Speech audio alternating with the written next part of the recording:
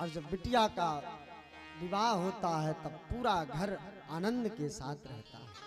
और सच बतावें, जितना प्रेम उस बिटिया के विवाह में पिता दिखाता है, पिता उस बिटिया के विवाह में सब कुछ कराएगा, लेकिन जब विदाई का समय आता है तो वह पिता अपनी बिटिया से थोड़ा दूर हो जाता है।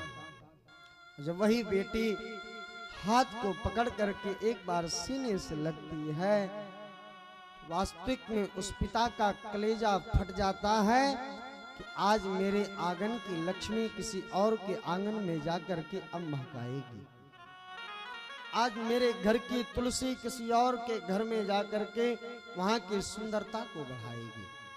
पिता फूट फूट करके रोता है, कोई रोवे उतना या ना रोवे, लेकिन पिता के हृदय में सबसे ज्यादा घात होता है जब बेटी की विदाई होती है।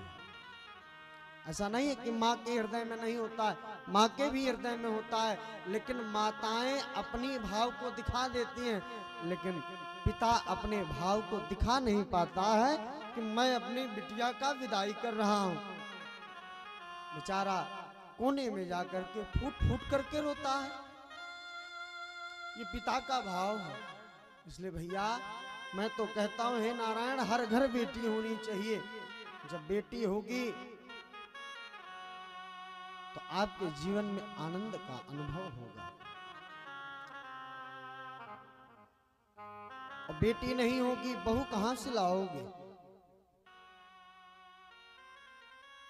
मुझे मारकर क्या तुम खुद को माफ कभी कर पाओगे? और बिन बेटे के बेटे वाले बहू कहां से लाओगे? बिन बेटी के बेटे वाले बहू कहां से लाओगे?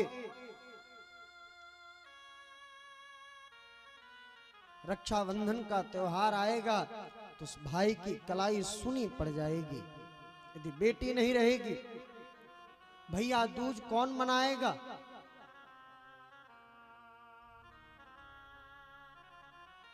आज बेटियां देखिए देश के नाम को रोशन कर रही हैं।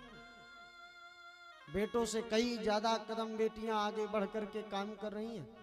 और बतावें, बेटा तो एक पुस्तक को तारने का काम करता है, लेकिन बेटियां दो दो कुलों को तारने का काम करती हैं। बेटा केवल एक कुल के नाम को रोशन कर सकता है मेरी माई, लेकिन बेटियां दो दो कुलों के नाम को रोशन करके अपने पिता के पगड़ी का मान सम्मान अपने ससुराल में बढ़ाती है। बेटी सब कुछ सहन कर सकती है, लेकिन अपने पिता के विषय में, अपनी माँ के विषय में कभी भी कोई अपशब्द नहीं सहन कर सकती है।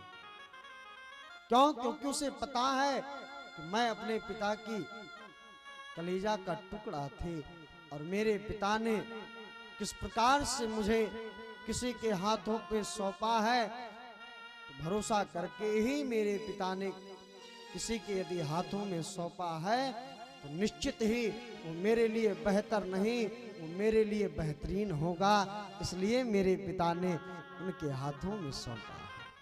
ये बेटी का, ये पिता का प्रेम है, ये बेटी का प्रेम है, ये माँ का प्रेम है।